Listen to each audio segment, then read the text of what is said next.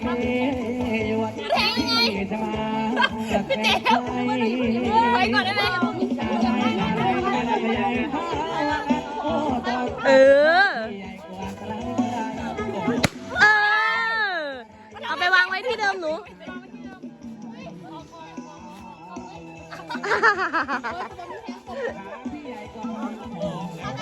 หนูไม่เชี่ยวชาญด้านการแทงครับไม่โอ้เกือบไปแล้วแทงแรงแทงเบาเพียนหน่อยได้แล้วเพียนหน่อยได้แล้วให้คุณข้างหน้านี่นะเบิดจำโอ้โหมันก็แหลมหรือเปล่าแหลม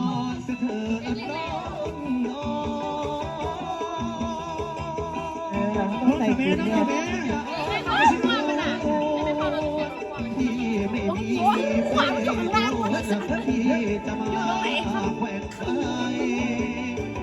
ยังไงเด้อเบียร์คนขับ